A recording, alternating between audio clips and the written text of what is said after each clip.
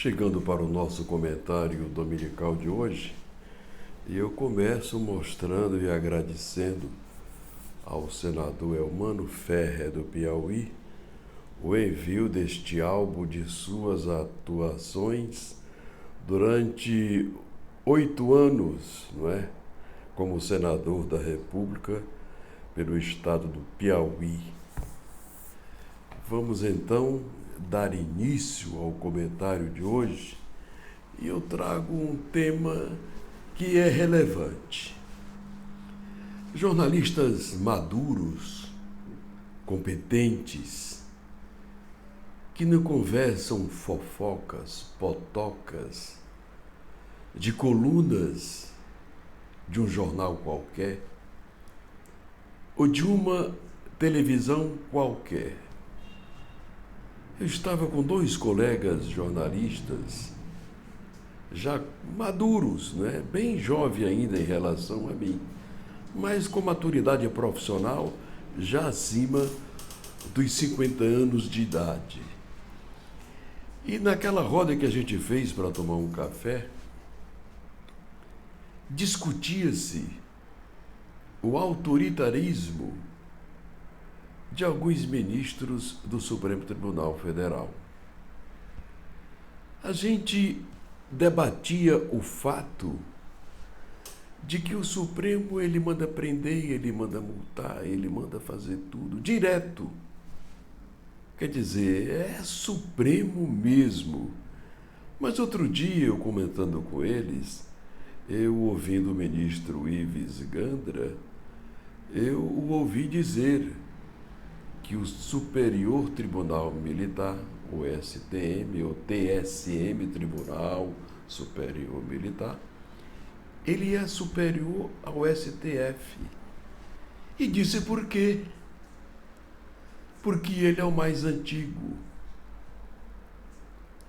E o Tribunal Superior Militar não pode sofrer interferência, vejam bem, interferência do Congresso Nacional. Esse sim, esse é mais independente. O Supremo Tribunal Federal de hoje, que manda prender, que multa, que manda fazer e acontecer, tirar e botar, é um negócio que não combina com o nosso regime de democracia, que não combina com a liberdade de expressão de jornalistas profissionais. O jornalista profissional, ele não tem que ter medo de ninguém. Ele só tem que ter medo de uma coisa: de não falar a verdade. Porque jornalismo que não é verdadeiro, íntegro, sério, altivo, responsável, ele não é jornalismo. O jornalismo é para construir e não para destruir. Não se pode, como jornalista, agredir a Suprema Corte, mas pode sim o jornalista analisar o comportamento abusivo de alguns dos ministros da Corte, até porque nenhum deles parece com os intocáveis de Chicago. Vocês lembram da história de Chicago? Quem eram os intocáveis? Eles são passivos de punição, até pelo povo. Se a sociedade brasileira coletar 2 milhões de assinaturas e pedir a cassação de um ministro que democraticamente o povo acha que ele não deve mais estar no STF, é dever e obrigação do Senado de julgá-lo. E se esse julgamento concluir que o povo está certo, caçar, tirar aquele ministro do Supremo Tribunal Federal. Eu fui indagado como eu via as jogadas duras. Aí teve um que disse, parece um carrasco. Eu digo, não, nem tanto. Do ministro Moraes. que manda prender, que manda multar. Rapaz, você gosta de multar. E são umas multas abusivas, inconsequentes, estúpidas e jamais vistas em lugar nenhum do mundo. Multar caminhoneiro por um valor que, se ele vender o caminhão, não paga. O que é isso? Eu acho que no momento de julgar alguém, o ministro do Supremo Tribunal deveria pelo menos formar um triunvirato, 3 companheiros. Eu estou querendo fazer isso, o que você acha? Não, pisa no freio, tenha calma. Isso aí é abuso de autoridade. Aí a gente vê na imprensa que nós estamos vivendo uma verdadeira ditadura judiciária. Até que eu acho que não. Porque nem todos cometem excessos. Seria uma ditadura judiciária se todo o ministério, do judiciário maior do país cometesse desatinos, excessos abusivos. Mas são poucos aqueles que se excedem. E o pior é quando eles brigam, discutem em plenário entre si, que começa a falar da vida particular um do outro. E por isso que eu sempre me posicionei contra aquela televisão do Supremo Tribunal Federal. Não tem Corte Suprema por aí transmitindo sessões da Suprema Corte de Justiça. Para quê? Porque aí alguns se acham que são ator da Globo, aí começa a fazer charme, a jogar o linguajar diferente, às vezes querer tirar de tempo um companheiro. Essas análises a gente fazia na roda. O que nós entendemos como jornalista é que cada um tem que ficar no seu quadrado. Ministro Supremo é ministro Supremo. Ele tem que respeitar o regimento da Constituição Federal. O Senado da República são os senadores da República. Somente eles têm poderes para caçar o ministro da Justiça. Aí pergunta, mas qual é o judiciário maior? É o TSM ou o STF? O TSM é o Tribunal Militar, que quando existem excessos, o julgamento vai para ele, porque ele é o mais antigo, dependendo do caso, da conduta de quem está sendo julgado naquele processo. O Tribunal Superior Militar ele é mais antigo do que o Supremo Tribunal Federal. Por isso que o ministro Gandra diz que ele é o superior do Superior Tribunal de Justiça, o Tribunal dos Militares. Mas vamos torcer para passar das eleições, as invasões de prédio, as multas, as prisões ilegais, abusivas, de pessoas que nem estavam dentro do Senado, nem do Supremo Tribunal Federal, dentro sequer do Palácio do Planalto, estão lá respondendo o processo. Pegaram quem estava na rua, cercaram e levaram todo mundo para o Chilindró. Ali tem muita coisa errada, tem muita coisa abusiva. Tem muito abuso de poder e de autoridade. Mas antes de encerrar o meu comentário, e eu jamais verei para cá desrespeitar o judiciário brasileiro, eu o critico com decência dentro das normas legais de um profissional de imprensa, que deve ter altivez, dignidade, edificante, para julgar presidente da República, membro do Congresso Nacional e membro do Judiciário Brasileiro, porque eles não são os intocáveis de Chicago. E tem uns que tergiversam, e aqueles que tergiversam merece ser criticado por jornalista de caráter retilíneo, de personalidade edificante e que faz profissionalismo sério. Vamos ouvir como analisa o ministro Ives Gandra, que é um jurista respeitado em todo o país. Vamos ouvir agora. Doutor Ives, eu vou começar perguntando para o senhor o que o senhor está achando do STF nesse momento no Brasil. Porque alguns juízes mais jovens, muito jovens, reclamam muito do ativismo judicial. Eu queria saber a sua opinião. Veja, é interessante o seguinte, quando eu fiz a minha primeira sustentação oral na Suprema Corte, isso nos idos 62, 63, era até uma questão interessante, se discutia o problema do princípio da nulidade. Nessa primeira sustentação oral, 3 dos ministros que estão no Supremo não tinham nascido. Não é que não tinham nascido. O ministro Toffoli, o ministro Cássio e o ministro Alexandre. Por outro lado, eu convivi com os Supremos desde 1958.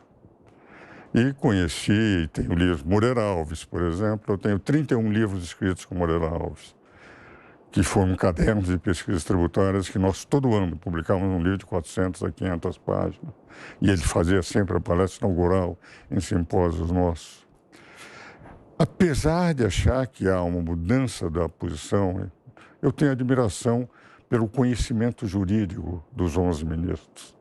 Eles são grandes juristas e o que eu menos conheço, que é o ministro Cássio, como eu sou professor emérito da Escola de Magistratura do tribunal de onde ele saiu e conheço os outros desembargadores, eu posso dizer que ele deve ter o mesmo nível dos outros desembargadores, que são muito bons. Mas acho que eles estão agindo com um ativismo judicial que não se justifica. A Constituição foi muito clara, muitos deles não participaram. Eu tenho a impressão que a quase totalidade dos 11 ministros não participaram do processo constituinte e eu estava permanentemente convidado pelos constituintes. Comentei a Constituição com o Celso Bartos em 12 mil volumes, em 12 mil páginas, em 15 volumes. O que nós discutíamos era o seguinte: nós não podemos ter um poder superior ao outro na Constituinte. Em contato permanente com o Bernardo Cabral, que foi o relator, era quase semanal os nossos contatos. Nós dizíamos o seguinte: nós tivemos até a Constituinte de 88 um poder dominante. O poder executivo era o poder que até por decreto-lei legislava. Resultado dos outros poderes eram poderes acólitos, vicários, secundários, acompanhavam o poder executivo. A ideia na Constituinte foi de que os poderes teriam que ser harmônicos e independentes. Quer dizer, o poder, pelo artigo 2º, teriam que ser harmônicos e independentes sem prevalência de nenhum. E deu mecanismos.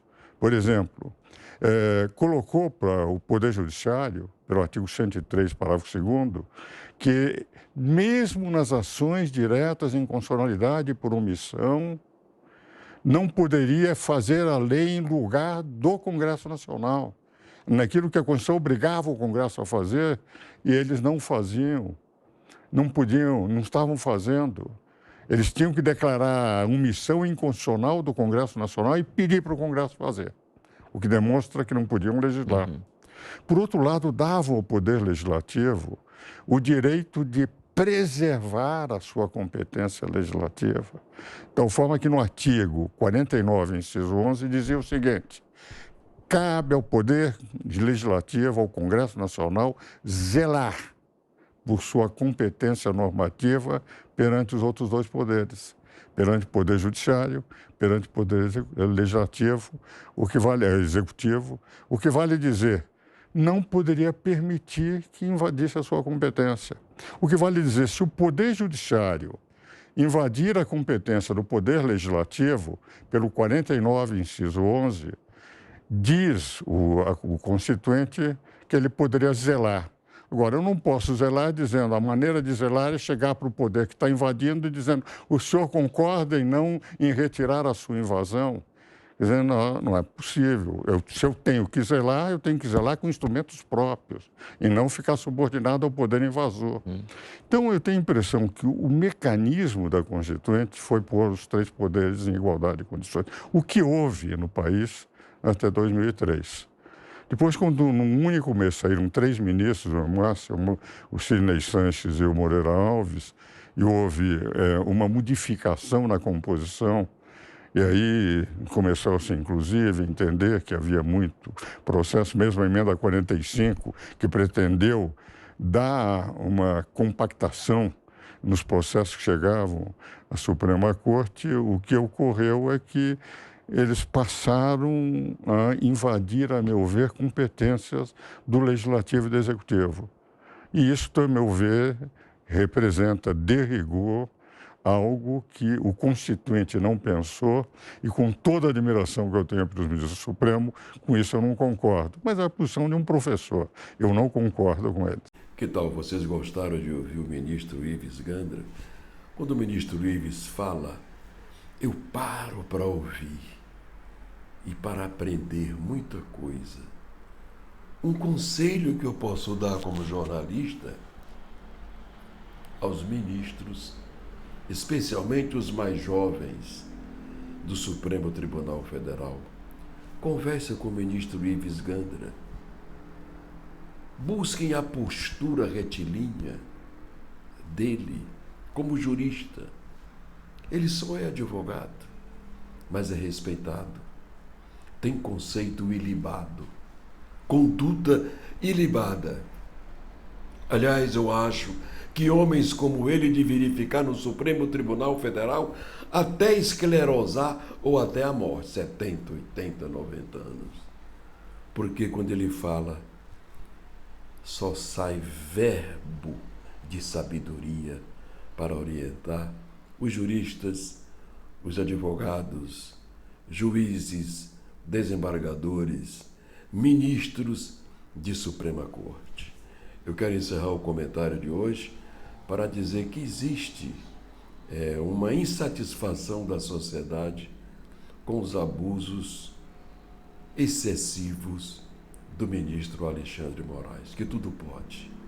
E ele sabe que ele nem tudo pode, porque se o povo se unir, fizer um abaixo-assinado de 2 milhões de assinaturas e pedir a cassação dele, todo o poder emana do povo e só por ele será exercido o Congresso Nacional, em especial. O Senado da República tem que analisar e atender o poder do povo, porque em democracia o poder maior não é o Executivo, não é o Congresso e nem o Supremo Tribunal Federal. Em democracia, o poder maior do povo que pode botar e pode tirar quem eles quiserem. Tira deputado, tira senador, tira vereador, tira governador, tira ministro do Supremo, tira tudo quando eles querem tirar. Por quê? Daí é a força que tem a democracia. Esse aqui é o regime que a gente tem que continuar com ele. E quem tentar levar este país para um regime socialista de esquerda, vamos para as ruas e botá-lo para fora das fronteiras do nosso país e jogá-los lá no país que ele quer trazer a desgraça para infelicitar a família brasileira. Como tem hoje nas ruas de todo o país, pobres, mendigos vindos da Venezuela, com crianças, idosos, pedindo, com papelão na mão, eu sou venezuelano, me dê uma esmola, pelo amor de Deus, eu estou com fome. Coitado do venezuelano. Tiveram a felicidade de ter um presidente chamado Maduro, mas esse foi tirado o verde da mãe dele, e o pior, quando é tirado o verde, nunca amadurece. Um abraço e até o próximo domingo.